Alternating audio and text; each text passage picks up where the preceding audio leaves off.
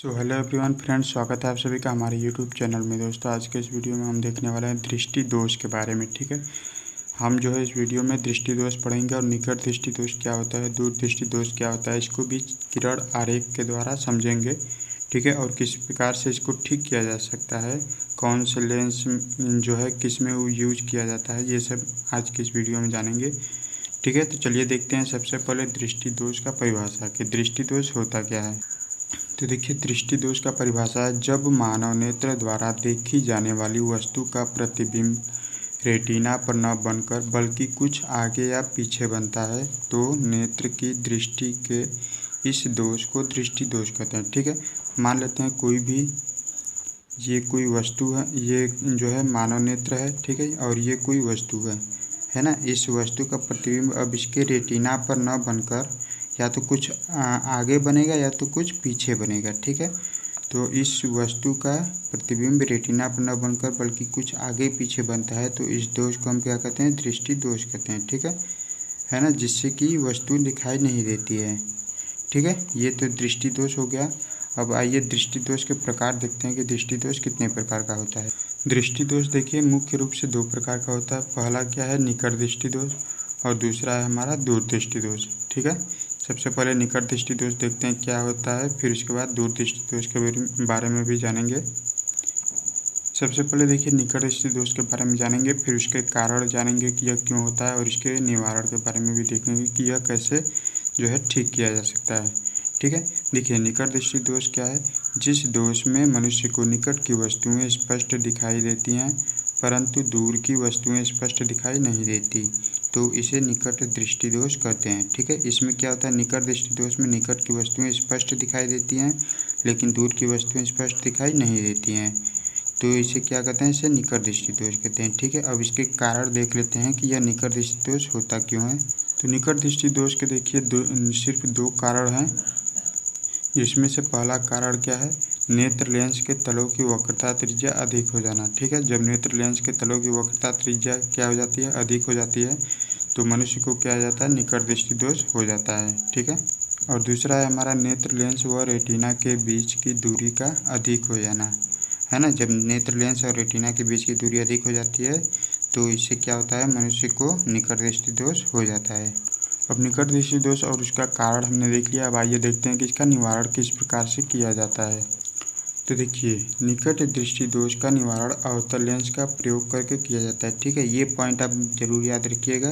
कभी कभी जो है बहुविकल्पी में भी आपके प्रश्न में पूछ देता है कि निकट दृष्टि दोष में किस लेंस का प्रयोग किया जाता है। ठीक है, तो किस लेंस का प्रयोग किया जाता है, अवतल लेंस का प्रयोग किया जाता है ना। निकट दृष्टि दोष का निवारण अवतल लेंस का प्रयोग करके किया जाता है।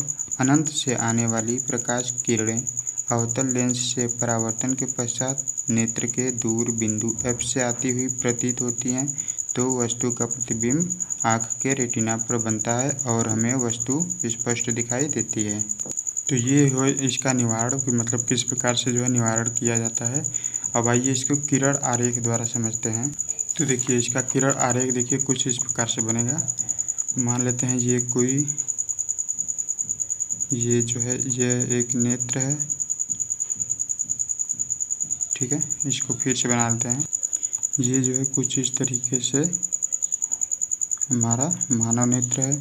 ठीक है, अब यहाँ पर कोई वस्तु रखी हुई है और यहाँ से ये प्रकाश की किरण जा रही है।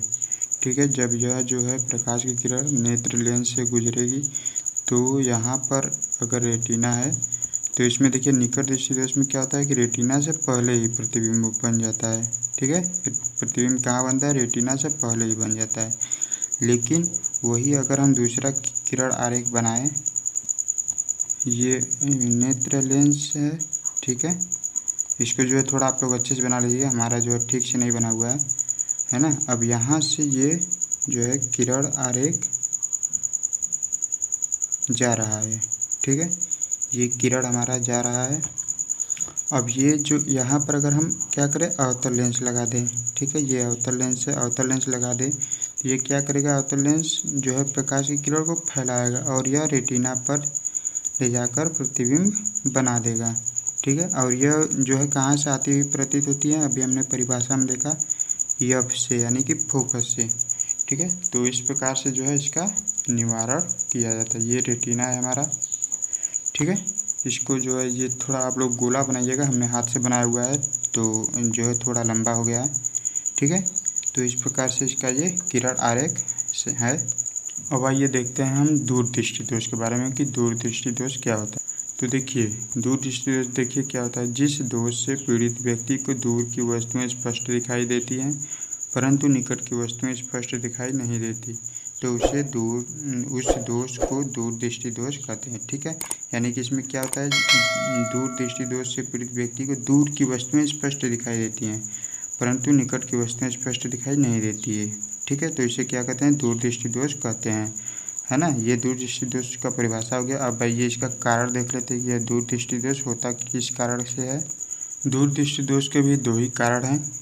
इसमें से पहला क्या है, देखिए नेत्र लेंस के तलों की वक्रता त्रिज्या कम होना, ठीक है। उसमें देखिए क्या था निकट दृष्टि दोष में कि नेत्र लेंस के तलों की वक्रता त्रिज्या अधिक होना। इसमें क्या होगा, नेत्र लेंस के तलों की वक्रता त्रिज्या कम होना, ठीक है। और दूसरा क्या है, नेत्र लेंस व रेटिना के बीच की दूरी का कम होना, ठीक है। उसमें क्या था, बीच की दूरी का अधिक होना, इसमें क्या रहेगा, कम होना, ठीक है। निकट दृष्टि दोष का एकदम उल्टा है दूरदृष्टि दोष। बस आप ये एक याद कर लेंगे, दूसरा अपने आप याद हो जाएगा। तो ये कारण था। अब आइए इसका निवारण देख लेते हैं कि किस प्रकार से इसका निवारण किया जाता है।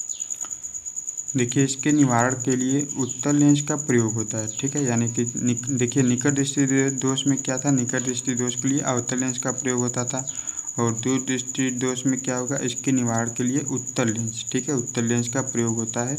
ओर से चलने वाली प्रकाश किरणें उत्तल लेंस के अपवर्तन के पश्चात नेत्र के निकट बिंदु N से आती हुई प्रतीत होती हैं, जिससे वस्तु का प्रतिबिंब रेटिना पर बनता है। अब आइए इसका जो है किरण आरेख देख लेते हैं कि किस प्रकार से इसका निवारण किया जाता है। तो देखिए जिस प्रकार से निकट दृष्टि दोष में हमने 2 किरण आरेख बनाए थे उसी प्रकार से यहाँ पर भी 2 किरण आरेख होगा, ठीक है। ये नेत्र है हमारा और ये बीच में ये क्या है, ये नेत्र लेंस है, ठीक है। इसी प्रकार से ये भी है। तो यहाँ पर मान लेते हैं कोई वस्तु रखी हुई है, ठीक है, इसको हमें देखना है ना। तो ये देखिए ये जो वस्तु से निकला हुआ जो प्रकाश की किरण जाएगी, ठीक है। तो दूर दृष्टि दोष में क्या होता है कि रेटिना के पीछे प्रतिबिंब बनता है, ठीक है। रेटिना हमारा यहाँ पर है R, लेकिन प्रतिबिंब हमारा रेटिना के पीछे बनता है। उसमें क्या था, निकट दृष्टि दोष में पहले ही बन जाता था, ठीक है।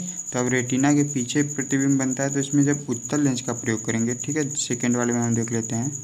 इसमें जब उत्तल लेंस का प्रयोग करेंगे तो ये जो प्रकाश की किरण है, ठीक है, यहाँ से ये जो जा रही है, ये इस उत्तल लेंस देखिए क्या कर रहा है, प्रकाश की किरण को मोड़ता है, ठीक है। तो ये मोड़ कर इसको यहाँ पर रेटिना पर लाएगा, है ना, R पर लाएगा, जिससे कि हमें वस्तु जो है स्पष्ट दिखाई देगी। और ये जो प्रकाश का किरण है ये किससे आता हुई प्रतीत होगी, O से, ठीक है। यहाँ पर देख लीजिए O से चलने वाली प्रकाश किरणें, ठीक है, अपवर्तन के पश्चात N से आती हुई प्रतीत होती हैं, ठीक है। इस यहाँ से जाती हैं लेकिन अपवर्तन के पश्चात किससे, N से आती हुई प्रतीत होती हैं। ये यहाँ पर ये N होगा, ठीक है। तो इस प्रकार से जो है निकट दृष्टि दोष और दूर दृष्टि दोष का जो है कारण और निवारण हमने देख लिया है। तो आई होप कि आपको यह वीडियो पसंद आएगा। और फ्रेंड्स अगर ये वीडियो पसंद आए तो कृपया वीडियो को लाइक करें, अपने फ्रेंड के साथ शेयर करें और अगर चैनल पर पहली बार आए तो चैनल को सब्सक्राइब करके बेल आइकन को प्रेस कर लीजिए, जिससे कि आप हमारी कोई भी वीडियो मिस ना कर पाएँ।